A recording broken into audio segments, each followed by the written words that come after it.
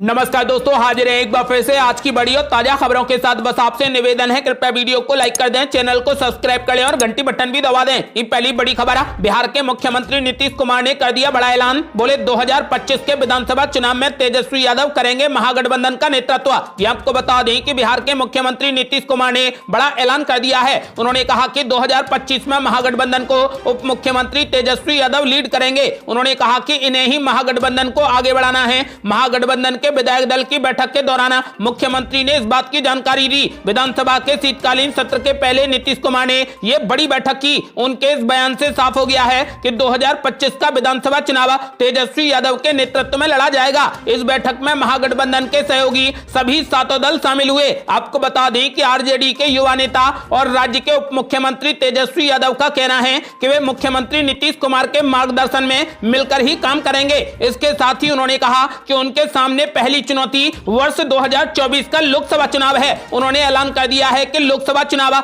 महागठबंधन मिलकर लड़ेगा।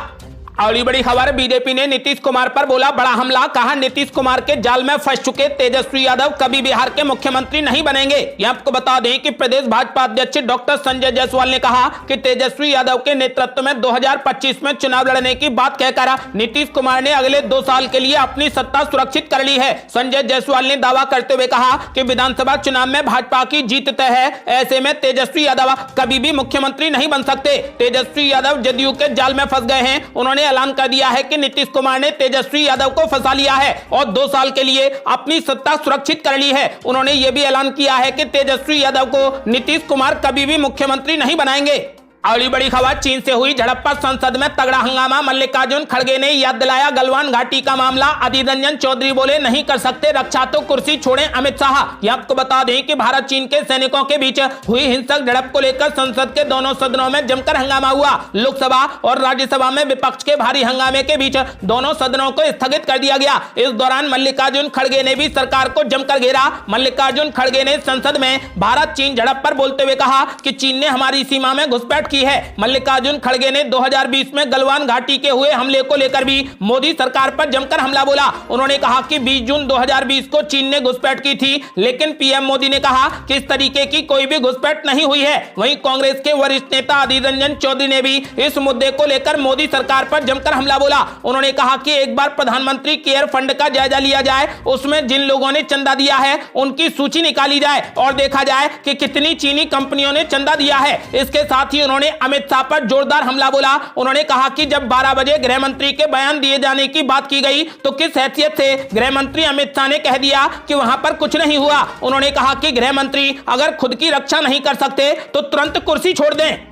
अगली बड़ी खबर, गृह मंत्री अमित शाह ने कांग्रेस पार्टी पर बोला जबरदस्त हमला। बोले जब तक मोदी सरकार है तब तक भारत की 1 इंच जमीन पर भी कोई नहीं कर सकता कब्जा। यह आपको बता दें कि भारत चीन के सैनिकों के बीच में हुई हिंसक झड़प के बाद अब मामला काफी गर्म हो गया है। संसद में भी इसकी गूंज सुनाई दी। इस बीच गृह मंत्री अमित शाह कांग्रेस पार्टी पर जमकर बरसे। उन्होंने दावा किया है कि बीजेपी के शासन में कोई भी भारत की 1 इंच जमीन को भी कब्जे में लेने की हिमाकत नहीं कर सकता। गृह मंत्री अमित शाह ने कहा कि जिस वक्त गलवान में हमारे जवान चीनी सेना के साथ में बढ़ रहे थे तब कांग्रेस के लोग चीनी नेताओं के साथ में मिल रहे थे। केंद्रीय गृह मंत्री अमित शाह ने ऐलान कर दिया है कि जब तक मोदी सरकार है तब तक भारत की 1 इंच जमीन पर भी कोई भी कब्जा नहीं कर सकता। अगली बड़ी खबर, चीन विवाद पर अनिल विज का बड़ा ऐलान। बोले ये 1962 के कमजोर दिल प्रधानमंत्री नेहरू का भारत नहीं बल्कि 2022 के शेरदिल पीएम मोदी का भारत है। ये आपको बता दें कि भारत और चीन के सैनिकों के बीच में अरुणाचल प्रदेश के तवांग इलाके में झड़प का मामला अब सियासी रंग लेने लगा है। हरियाणा के गृह मंत्री अनिल विज ने भारत और चीन के सैनिकों के बीच में हुई ताजा झड़प को लेकर पूर्व प्रधानमंत्री जवाहरलाल नेहरू की तत्कालीन सरकार पर निशाना साधा। अनिल विज ने ट्विटर पर कहा कि चीनियों होश में आ जाओ, ये 1962 के कमजोर दिल प्रधानमंत्री जवाहरलाल नेहरू का भारत नहीं है बल्कि ये 2022 के शेरदिल प्रधानमंत्री नरेंद्र मोदी का भारत है। अगली बड़ी खबर, संसद में जमकर बरसे गृह मंत्री अमित शाह। बोले चीन से नेहरू के प्यार के चलते यूएनएससी में कुर्बान हो गई भारत की सीट। ये आपको बता दें कि अरुणाचल प्रदेश के तवांग का मुद्दा संसद में जमकर उठ रहा है। एक और जहां रक्षा मंत्री राजनाथ सिंह ने मामले की जानकारी दी तो वहीं विपक्ष ने जमकर हंगामा किया। इसे लेकर केंद्रीय गृह मंत्री अमित शाह ने कांग्रेस पर तगड़ा हमला बोला। उन्होंने आरोप लगाया कि पूर्व प्रधानमंत्री जवाहरलाल नेहरू के कारण ही भारत ने संयुक्त राष्ट्र सुरक्षा परिषद यानी यूएनएससी में अपनी सीट गंवा दी थी। साथ ही उन्होंने कांग्रेस को राजीव गांधी फाउंडेशन में चीनी दूतावास की राशि को लेकर भी जमकर घेरा। गृह मंत्री अमित शाह ने नेहरू सरकार पर संयुक्त राष्ट्र सुरक्षा परिषद की सदस्यता छोड़ने के आरोप लगाए। उन्होंने कहा कि नेहरू जी के प्रेम के कारण ही भारत की यूएनएससी की स्थायी सदस्यता कुर्बान हो गई। जिस वक्त गलवान में हमारे जवान चीनियों से बढ़ रहे थे, उस वक्त चीनी दूतावास के अधिकारियों को रात्रि भोज कौन दे रहा था, इसका कोई शोध नहीं हुआ। उनकी सरकार में चीन ने पूरे अरुणाचल पर दावा किया, इस पर भी कोई शोध नहीं हुआ। गृह मंत्री अमित शाह ने कांग्रेस पर राजीव गांधी फाउंडेशन से जुड़े सवाल पर चर्चा से बचने के आरोप लगाए। बड़ी खबर, चीन के खिलाफ जम्मू में शिवसेना का जोरदार प्रदर्शन, फूका चीनी पुतला और झंडा, सबक सिखाने की मांग। ये आपको बता दें कि भारत और चीन के सैनिकों के बीच अरुणाचल प्रदेश में झड़प होने का मामला सामने आया। इस घटना को लेकर चीन के खिलाफ भारत में प्रदर्शन शुरू हो गया है। जम्मू में शिवसेना ने चीन के खिलाफ जोरदार प्रदर्शन किया और कहा कि चीन बार बार ये हिमाकत कर रहा है। जानकारी के मुताबिक शिवसेना की जम्मू इकाई ने चीन के खिलाफ जोरदार प्रदर्शन किया और चीन का पुतला भी जलाया। चीन के झंडे को जलाकर विरोध प्रदर्शन किया गया, साथ ही चीन के खिलाफ नारेबाजी भी की गई। शिवसेना ने कहा कि एलएसी पर चीन बार बार यह हिमाकत कर रहा है कि भारतीय सेना के जवानों को नुकसान पहुंचा सके, लेकिन अब हम सरकार से मांग करते हैं कि चीन को ऐसा सबक सिखाया जाए कि वो दोबारा हमारे सैनिकों की ओर आंख उठाकर भी ना देख सके। अगली बड़ी खबर, कांग्रेस पार्टी ममता बनर्जी और केसीआर को नीतीश कुमार ने दे दिया बड़ा संदेश। कहा, मुझे प्रधानमंत्री और मुख्यमंत्री पद की लालसा नहीं, बस बीजेपी को हराना है। यह आपको बता दें कि बिहार के मुख्यमंत्री नीतीश कुमार ने बीजेपी पर एक बार फिर से जबरदस्त हमला बोला। महागठबंधन विधायक दल की बैठक में नीतीश कुमार ने कहा कि बीजेपी को हराना ही एकमात्र उद्देश्य है। साथ ही उन्होंने एक बार फिर से दोहराया कि उन्हें प्रधानमंत्री पद की कोई लालसा नहीं है। इसके अलावा मुख्यमंत्री नीतीश कुमार ने कहा कि बिहार विधानसभा चुनाव 2025 उप मुख्यमंत्री तेजस्वी यादव के नेतृत्व में लड़ा जाएगा। इससे पहले मुख्यमंत्री नीतीश कुमार ने बिना नाम लिए प्रधानमंत्री नरेंद्र मोदी पर जबरदस्त हमला बोला कि वो जाएंगे तभी बिहार समेत देश की विकास की गाड़ी का दौड़ना संभव होगा। उन्होंने कहा कि हमने कभी समाज जोड़ने से इतर की बात सोची भी नहीं, जबकि वे लोग दिन रात आपसी भाईचारे को मिटाने पर तुले रहते हैं। वहीं उप मुख्यमंत्री तेजस्वी यादव ने बीजेपी और आरएसएस पर जबरदस्त हमला बोलते हुए कहा कि जंगल राज की रट लगाने वाले बताएं कि उन्होंने बिहार को क्या दिया है। विशेष राज्य का दर्जा हो या फिर विशेष पैकेज की मांग, सभी मांगों को ठुकराते रहे। हमें केंद्र से थोड़ा भी मदद मिल जाए तो बिहार को उन 5 राज्यों में लाकर खड़ा कर दूंगा जो विकसित हैं। आपको बता दें कि फिलहाल नीतीश कुमार ने साफ कर दिया है कि मुझे प्रधानमंत्री या मुख्यमंत्री की लालसा नहीं, बस बीजेपी को हराना है। अगली बड़ी खबर, लोकसभा में महंगाई समेत कई मुद्दों पर बीजेपी पर जमकर बरसी महुआ मोइत्रा। हिमाचल में हार पर पूछा कि अब पप्पू कौन है। यह आपको बता दें कि संसद के शीतकालीन सत्र के दौरान मंगलवार का दिन हंगामे की भेंट चढ़ गया। अपने बयानों के कारण अक्सर चर्चा में रहने वाली टीएमसी सांसद महुआ मोइत्रा लोकसभा में जमकर बरसी। लोकसभा में उन्होंने महंगाई, ईडी की कार्रवाई और हालिया चुनावी नतीजों पर उन्होंने सरकार को जमकर घेरा। इस दौरान उन्होंने तंज कसते हुए यह भी कहा कि सत्ताधारी पार्टी के अध्यक्ष अपने गृह राज्य में भी सरकार बनाने में फेल हो गए, ऐसे में अब पप्पू कौन है। सरकार पर हमला करते हुए टीएमसी सांसद महुआ मोइत्रा ने कहा कि प्रधानमंत्री विकास के बारे में झूठे दावे करते हैं। लोकसभा में बजट अनुमान से ज्यादा फंड की जरूरत बताने पर महुआ मोइत्रा ने नरेंद्र मोदी सरकार पर भारत के विकास के बारे में झूठ फैलाने का आरोप लगाया। केंद्र को आर्थिक मोर्चे पर घेरते हुए तृणमूल कांग्रेस की सांसद ने कहा कि इस सरकार और सत्ताधारी दल ने पप्पू शब्द गढ़ा। आप इसका इस्तेमाल अत्यधिक अक्षमता को बदनाम करने और इंगित करने के लिए करते हैं, लेकिन आंकड़े बता रहे हैं कि असली पप्पू कौन है।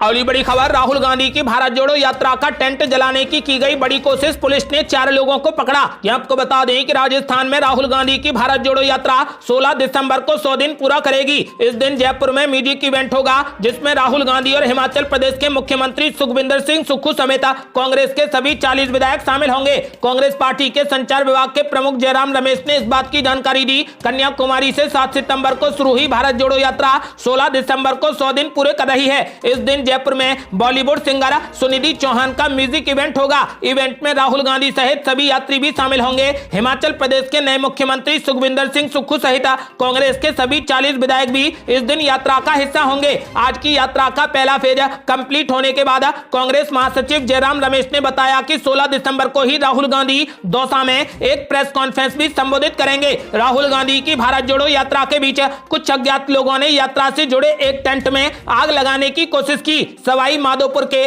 बामनवास में सोमवार देर रात कुछ अज्ञात लोग कार से आए। इस दौरान वहां पर यात्रा के लिए खाना बनाया जा रहा था। इस बीच 10 से 15 लोगों ने आकर टेंट में गौवंश छोड़कर आग लगाने की तैयारी कर ली। एक कांग्रेस कार्यकर्ता ने गौवंश को खदेड़ने की कोशिश के दौरान आरोपियों की बात सुन ली। कुछ कार्यकर्ताओं ने तत्काल पुलिस को इसकी सूचना दी। पुलिस मौके पर पहुंची तो आरोपी भागने लगे। पुलिस ने पीछा कर 4 लोगों को गिरफ्तार कर लिया। अगली बड़ी खबर, कांग्रेस पार्टी का बड़ा ऐलान, राहुल गांधी करेंगे महिलाओं को फ्री मोबाइल देने की योजना का शुभारंभ। यहां आपको बता दें कि राजस्थान में राहुल गांधी 18 दिसंबर को दौसा के सिकंदरा में फ्री स्मार्टफोन योजना को लॉन्च कर सकते हैं। राहुल गांधी अपने हाथों से लोगों को स्मार्टफोन वितरित करेंगे। सूत्रों ने इसके संकेत दिए हैं। हालांकि पहले योजना नवंबर माह में लॉन्च होनी थी, लेकिन राहुल गांधी की भारत जोड़ो यात्रा के चलते इसकी लॉन्चिंग को टाल दिया गया था और अब राहुल गांधी के हाथों से इस योजना का शुभारंभ कराया जाएगा। बताया जा रहा है कि फ्री स्मार्टफोन योजना के अलावा राहुल गांधी सूचना जनसंपर्क विभाग के ऐप का भी शुभारंभ सिकंदरा में ही करेंगे। साथ ही अशोक गहलोत सरकार के 4 साल के कामकाज और उपलब्धियों की बुकलेट भी जारी कर सकते हैं। इसे लेकर भी सरकार में तैयारियां जोरों पर चल रही हैं। अगली बड़ी खबर, आम आदमी पार्टी पार्षदों की खरीद फरोख्त के आरोप पर एसीबी कार्यालय पहुंचे बीजेपी नेता, लिखित में दे डाली शिकायत। यहां आपको बता दें कि राजधानी दिल्ली में एमसीडी चुनाव के नतीजों के बाद एक तरफ आम आदमी पार्टी को बहुमत मिलने के साथ सरकार बनना लगभग तय माना जा रहा है, तो वहीं दूसरी तरफ नतीजों के बाद से पार्षदों की खरीद फरोख्त को लेकर सियासी माहौल गरमाया हुआ है। आम आदमी पार्टी नेताओं द्वारा दिल्ली में मेयर चुनाव से पहले बीजेपी के नेताओं पर पार्षदों की खरीद फरोख्त को लेकर गंभीर आरोप लगाए जा रहे हैं। बीजेपी नेता और उत्तरी दिल्ली नगर निगम के पूर्व मेयर योगेंद्र चंदौलिया ने पूरे मामले को लेकर दिल्ली के एंटी करप्शन ब्रांच में लिखित में शिकायत दे डाली है, जिसमें मुख्यमंत्री अरविंद केजरीवाल, सांसद संजय सिंह, अरुण नावरिया, ज्योति रानी पर झूठ बोलने का आरोप लगाया गया है। अगली बड़ी खबर, 2024 लोकसभा चुनाव की जीत गुजरात की तरह ऐतिहासिक हो, बीजेपी के पंचों ने बनाई बड़ी रणनीति। ये आपको बता दें कि लोकसभा चुनाव 2024 की तैयारियों को लेकर प्रधानमंत्री नरेंद्र मोदी के निर्देश पर बीजेपी नेतृत्व ने एक उच्च स्तरीय टीम बनाई है। 5 प्रमुख नेताओं को इसमें जगह दी गई है, यानी बीजेपी आगामी लोकसभा चुनाव में 5 का दम लगाती नजर आएगी। सूत्रों के मुताबिक इस टीम में बीजेपी अध्यक्ष जेपी नड्डा के अलावा केंद्रीय गृह मंत्री अमित शाह, रक्षा मंत्री राजनाथ सिंह, राष्ट्रीय संगठन मंत्री बीएल संतोष और यूपी के मुख्यमंत्री योगी आदित्यनाथ को जगह दी गई है। ये टीम लोकसभा चुनाव 2024 के लिए रोड मैप तैयार करेगी। इस टीम के द्वारा बनाए गए रोड मैप पर ही पूरे देश में चुनाव का आगाज किया जाएगा और मिले फीडबैक के अनुसार ही पार्टी आम जनता के बीच जाएगी। अगली बड़ी खबर, हिमाचल प्रदेश में सभी भर्तियों पर लगा दी गई रोक, पिछली बीजेपी सरकार के फैसलों की समीक्षा करेगी सुक्खू सरकार। यहां आपको बता दें कि सुखविंदर सिंह सुक्खू हिमाचल प्रदेश के मुख्यमंत्री के रूप में कार्यभार संभालते ही एक्शन मोड में आ गए हैं। सुक्खू ने पद संभालने के एक दिन बाद सभी भर्तियों पर रोक लगाते हुए पिछली भाजपा सरकार के फैसलों की समीक्षा करने का निर्देश दिया है। मुख्यमंत्री सुक्खू ने जयराम ठाकुर के नेतृत्व वाली पिछली भाजपा सरकार द्वारा दिए गए सभी एक्सटेंशन को समाप्त करने का निर्देश दिया है। साथ ही इस साल 1 अप्रैल से पूर्व कैबिनेट द्वारा लिए गए सभी निर्णयों की समीक्षा करने की घोषणा कर दी है।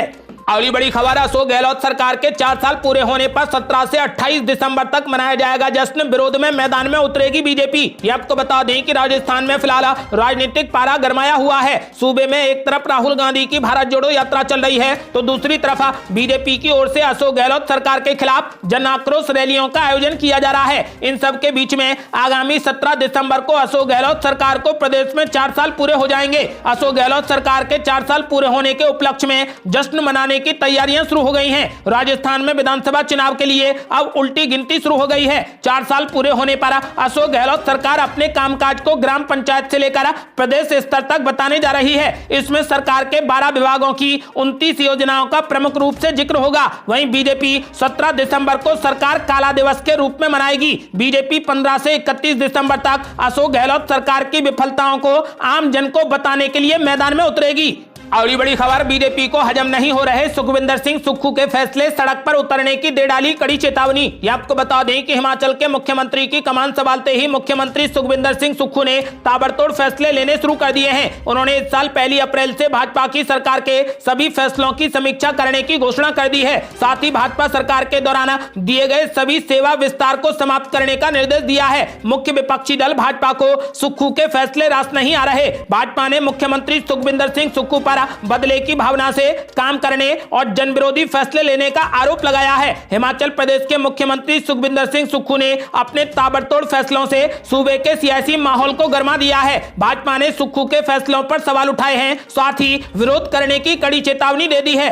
अगली बड़ी खबर, मथुरा को मुख्यमंत्री योगी ने दी करोड़ों की सौगात, बोले डबल इंजन में तीसरा जोड़ने के लिए निकाय में भाजपा की जीत जरूरी। ये आपको बता दें कि यूपी के मुख्यमंत्री योगी आदित्यनाथ ने कहा कि केंद्र और प्रदेश में भाजपा की सरकारें बनने के बाद विकास की जो प्रक्रिया शुरू की गई है उसे जारी रखने के लिए स्थानीय निकायों में भी भाजपा की जीत होना जरूरी है। स्थानीय निकायों में भाजपा को जनादेश देकर डबल इंजन की सरकार में तीसरा इंजन भी जोड़ना चाहिए। मुख्यमंत्री योगी आदित्यनाथ मंगलवार को यहाँ सेठ BN बोद्दार स्कूल के खेल मैदान में आयोजित भाजपा प्रबुद्ध वर्ग सम्मेलन को संबोधित करने के लिए पहुंचे। मुख्यमंत्री योगी ने मथुरा वृंदावन में 822.43 करोड़ रुपए की 210 विकास परियोजनाओं का लोकार्पण और शिलान्यास किया है। अगली बड़ी खबर, पीएम मोदी की हत्या के लिए तैयार रहने की बात कहने वाले कांग्रेस नेता राजा पटेरिया 14 दिनों की न्यायिक हिरासत में। यह आपको बता दें कि प्रधानमंत्री नरेंद्र मोदी को लेकर आपत्तिजनक बयान देने के मामले में गिरफ्तार किए गए मध्य प्रदेश के पूर्व मंत्री और कांग्रेस नेता राजा पटेरिया को आज अदालत ने 14 दिनों की न्यायिक हिरासत में भेज दिया है। पटेरिया को सुबह पन्ना पुलिस ने दमोह जिले के हटा से गिरफ्तार कर लिया। ये थी अब तक की बेहद बड़ी खबरें। आपका क्या मानना है इस बार 2024 में किस पार्टी की सरकार बनने जा रही है? अपनी राय हमें वीडियो लाइक कर कमेंट बॉक्स में जरूर दें। ऐसी ही ताजा और न्यू अपडेट जानने के लिए हमारे चैनल को लाल बटन दबाकर सब्सक्राइब करें और अपने मोबाइल पर मैसेज पाने के लिए घंटी बटन भी दबा दें। जल्दी मिलते हैं बड़ी अपडेट के साथ, तब तक के लिए जय हिंद, जय भारत।